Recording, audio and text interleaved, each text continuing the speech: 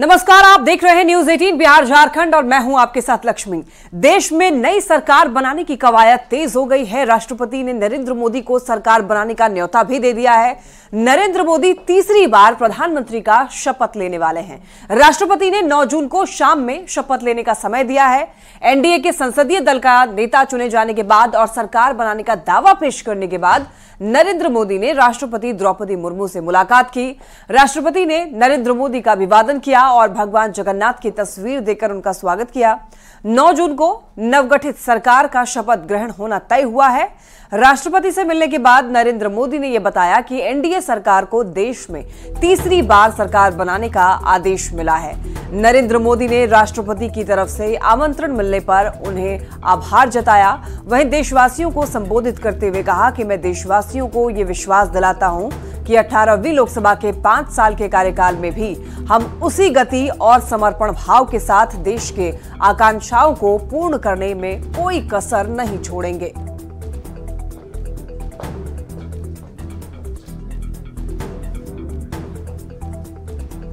साथियों, एनडीए सरकार को तीसरी बार देश की सेवा करने का देशवासियों ने आदेश दिया है, अवसर दिया है। मैं देशवासियों का फिर से एक बार ये अवसर देने के लिए हृदय से आभार व्यक्त करता हूं और मैं देशवासियों को विश्वास देता हूं कि पिछले 2 टर्म में जिस गति से देश आगे बढ़ा है, समाज के हर क्षेत्र में परिवर्तन साफ साफ नजर आ रहा है। 25 करोड़ लोगों का गरीबी से बाहर आना, ये अपने आप में हर भारतीय के लिए बड़ा गर्व का विषय है। और मैं देशवासियों को विश्वास दिलाता हूं कि 18वीं लोकसभा में भी, हमारे 5 साल के कार्यकाल में भी, हम उसी गति के साथ, उतने ही समर्पण भाव से देश की आशा आकांक्षाओं को पूर्ण करने में कोई कमी नहीं रखेंगे। एनडीए के सभी नेताओं ने राष्ट्रपति द्रौपदी मुर्मू से मुलाकात की और अपना समर्थन पत्र सौंपा। संसद के पुराने भवन के सेंट्रल हॉल में हुए एनडीए सांसदों की बैठक में नरेंद्र मोदी को एनडीए संसदीय दल का नेता चुन लिया गया, जिसके बाद एनडीए के सभी नेता राष्ट्रपति भवन पहुंचे और राष्ट्रपति को अपना समर्थन पत्र दिया।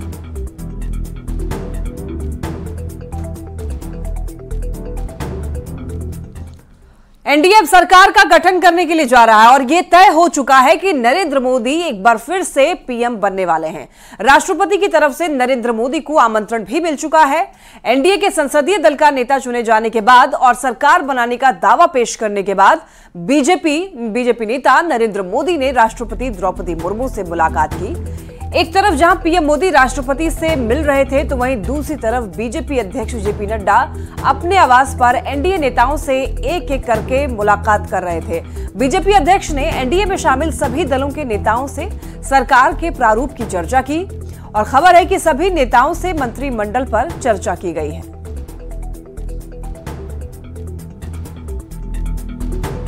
देखिए, तो 2 तस्वीरें आप टीवी स्क्रीन पर देख पा रहे होंगे।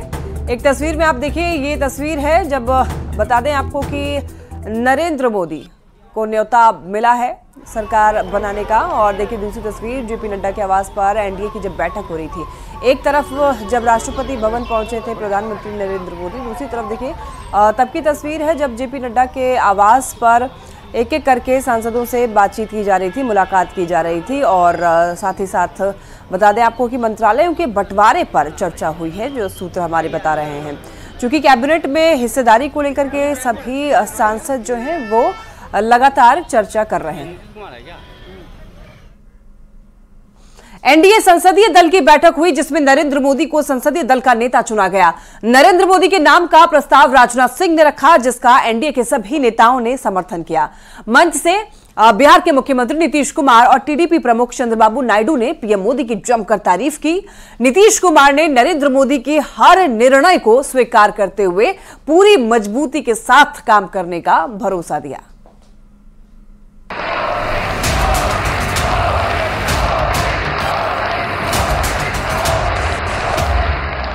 ढोल, नगाड़ा, जश्न का माहौल। तस्वीरें देश की नई संसद के ठीक सामने की उस वक्त की है जब एनडीए की संयुक्त बैठक सदन के भीतर सेंट्रल हॉल में चल रही थी।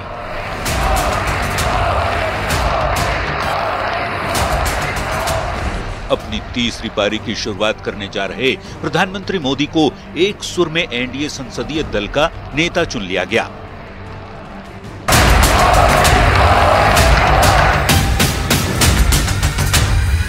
एनडीए के संसदीय दल के नेता व लोकसभा के नेता के रूप में माननीय नरेंद्र मोदी जी के नाम का प्रस्ताव करता हूं। इसका मैं मन से समर्थन करता हूं। भारत की जनता को सर आप पर पूरा विश्वास है। लोग इनके साथ रहेंगे और एक साथ होकर के जो कुछ भी करेंगे इनकी बात को मानते हुए हम लोग आगे चलेंगे। मैं आज देशवासियों को यहां से विश्वास दिलाना चाहता हूं कि आपने जिस प्रकार से हमें बहुमत देकर के सरकार चलाने का सौभाग्य दिया है, ये हम सबका दायित्व है। देश को आगे ले जाने के लिए हम कोई कोर कसर नहीं छोड़ेंगे। टीडीपी प्रमुख चंद्रबाबू नायडू और जेडीयू के सर्वेसर्वा नीतीश कुमार ने प्रधानमंत्री मोदी की तारीफ करते हुए उनके जल्द सरकार के गठन का आग्रह किया। जल्दी से जल्दी आपका काम शुरू हो जाए, शपथ ग्रहण हो जाए। अब आप इतवार को करने वाले हैं तो हम तो चाहते थे कि आजो हो जाता तो अच्छा था, लेकिन आपकी जब इच्छा है तो जब भी हो, जितना तेजी से काम हो जाए तो बहुत अच्छा है। Honorable PM never took any rest. Day and night he had campaigned. In Andhra Pradesh we had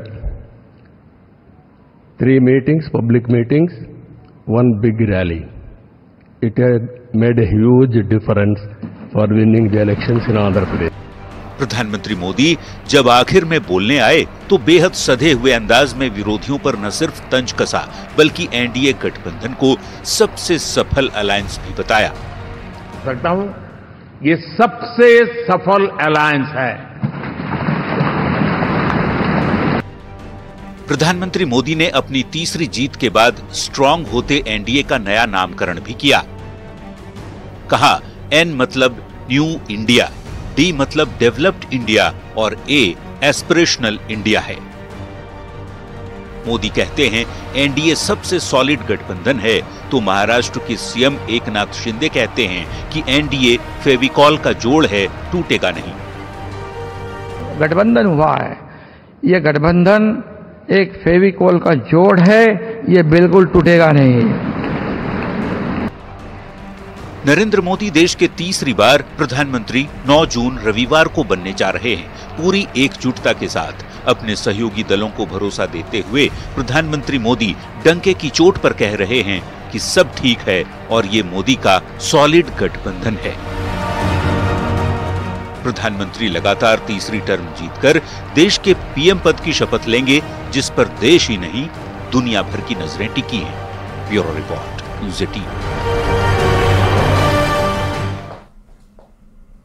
Narendra Modi तीसरी बार प्रधानमंत्री बनने जा रहे हैं। भले ही एनडीए का आंकड़ा 292 का हो, लेकिन ताकत 353 जैसा ही है।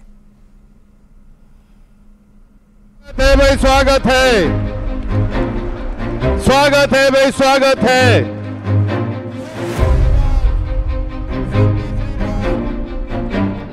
कि न हम हारे थे न हम हारे हैं। वंदे वंदे। गठबंधन के इतिहास में अगर आंकड़ों के हिसाब से देखें तो ये सबसे मजबूत गठबंधन की सरकार है। 4 जून को लोकसभा चुनाव के नतीजे आए। बीजेपी और एनडीए की सीटों में थोड़ी कमी आई। बीजेपी को 240 और एनडीए को 292 सीटें मिली। हालांकि एनडीए का यह आंकड़ा बहुमत के आंकड़े से 20 ज्यादा है। रिजल्ट आने के बाद विपक्ष ऐसे खुश हुआ जैसे कि मैदान मार लिया हो। लेकिन 7 जून को संसद भवन में हुई एनडीए संसदीय दल की बैठक ने बता दिया कि भले ही एनडीए का आंकड़ा 292 का हो, ताकत 353 जैसा ही है।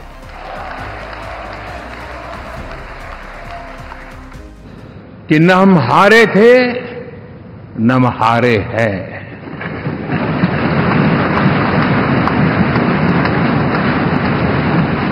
लेकिन 4 तारीख के बाद हमारा जो व्यवहार रहा है वो हमारी वो पहचान बताता है कि हम विजय को पचाना जानते हैं। एक स्वर में एनडीए के तमाम घटक दलों ने मोदी का समर्थन किया। एनडीए नेताओं ने कहा कि वो मोदी के साथ चट्टान की तरह खड़े हैं और एनडीए गठबंधन फेविकॉल के जोड़ की तरह मजबूत है। मोदी जो भी फैसले लेंगे वो उनके साथ हैं।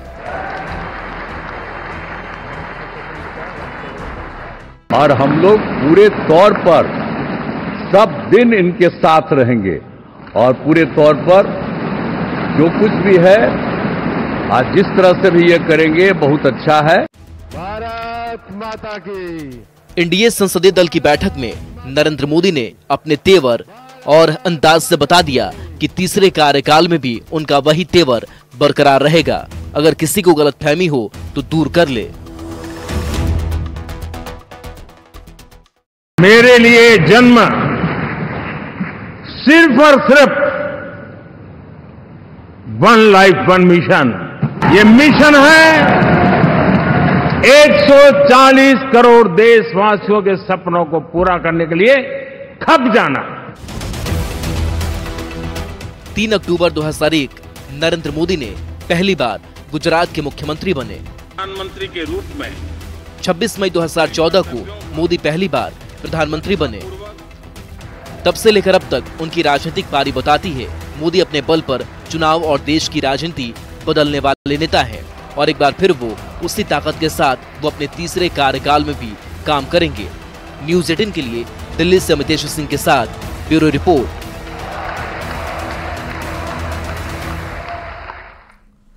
तीसरी बार भी पीएम मोदी की अगुवाई में एनडीए सरकार की हैट्रिक लगने जा रही है।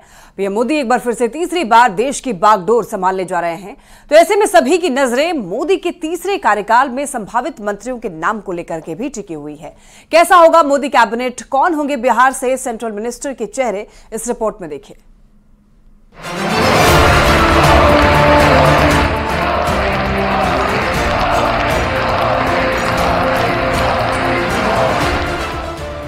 प्रधानमंत्री नरेंद्र मोदी लगातार तीसरी टर्म में शानदार जीत दर्ज कर सत्ता की हैट्रिक लगाने जा रहे हैं।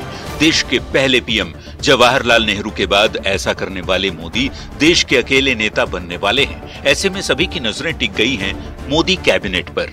पीएम के शपथ ग्रहण के बाद कौन बनेगा मिनिस्टर? वैसे पिछले 2 टर्म की यदि बात करें तो 2014 में बीजेपी कोटे से कुल 41 मंत्री थे, जिसमें सहयोगी पार्टी के 4 मंत्री बनाए गए थे, जबकि साल 2019 में बीजेपी से 54 मिनिस्टर बनाए गए थे, सहयोगी पार्टी के 4 मंत्री बने थे। बात मोदी सरकार 1.0 यानी 2014 की करें तो बिहार से तब 9 मंत्री बनाए गए थे। इनमें 4 कैबिनेट मिनिस्टर, 2 स्वतंत्र प्रभार और 3 राज्य मंत्री बनाए गए थे। मोदी सरकार के दूसरे कार्यकाल यानी 2019 में बिहार से 6 केंद्रीय मंत्री बनाए गए थे। इनमें 4 कैबिनेट मिनिस्टर और 2 मिनिस्टर फॉर स्टेट बनाए गए थे। अब मोदी सरकार के तीसरे टर्म में बिहार को कितनी हिस्सेदारी मिलने वाली है, इस पर भी सबकी नजरें हैं। वैसे मोदी सरकार के तीसरे कार्यकाल में बिहार से जो संभावित चेहरे की चर्चा जोरों पर है, उनमें संजय झा, ललन सिंह, रामनाथ ठाकुर, सुनील कुमार, कौशलेंद्र कुमार, दिलेश्वर कामैत, चिराग पासवान और जीतन राम मांझी का नाम शामिल है। वैसे केंद्रीय मंत्रिमंडल में कौन मिनिस्टर बनाए जाएंगे, किसे कैबिनेट और किसे राज्य मंत्री का ओहदा मिलेगा, ये पूरी तरह प्रधानमंत्री के अधिकार क्षेत्र में आता है। प्रधानमंत्री ही तय करते हैं कि अपनी टीम में वे किसे रखें और किसे नहीं। ऐसे में जिन नामों पर चर्चा तेज है वो सिर्फ कयासबाजी है। मंत्रियों के नाम के लिए कुछ दिनों का इंतजार करना होगा। Bureau report, news 18। लोकसभा चुनाव के रिजल्ट आने के बाद नीतीश कुमार और ज्यादा मजबूत होकर उभरे हैं, या फिर यह भी कह सकते हैं कि बिहार के लिए नीतीश बहुत जरूरी हो गए हैं।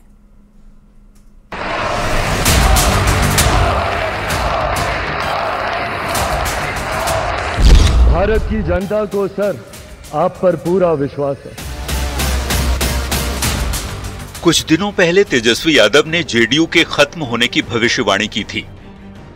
तेजस्वी ने कहा था कि 2024 में ही नीतीश कुमार की पार्टी जेडीयू खत्म हो जाएगी, लेकिन 2024 के लोकसभा चुनाव के नतीजों ने नीतीश को और भी ज्यादा मजबूत बना दिया है। 2025 विधानसभा चुनाव में नेतृत्व नीतीश कुमार का होगा। देखिए, नीतीश कुमार जी 1996 से एनडीए के नेता हैं, इसमें प्रश्न कहां उठा? जिनको प्रश्न है वो जाने। लोकसभा चुनाव के बाद बीजेपी के प्रदेश अध्यक्ष सम्राट चौधरी 2025 में नीतीश के नेतृत्व में चुनाव लड़ने की बात तो कह ही रहे हैं। कभी नीतीश के खिलाफ सियासी लड़ाई छेड़ने वाले चिराग पासवान ने भी कह दिया कि नीतीश के नेतृत्व में वे लोग विधानसभा का चुनाव लड़ेंगे। सीएम नीतीश के नेतृत्व से उन्हें कोई ऐतराज नहीं है।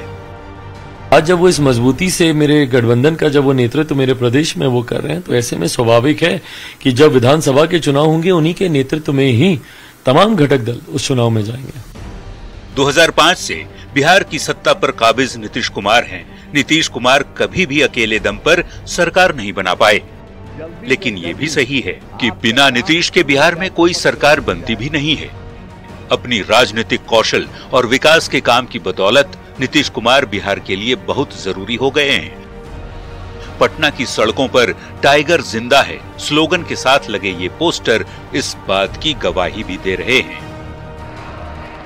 न्यूज़ 18 के लिए दिल्ली से अमितेश सिंह की रिपोर्ट।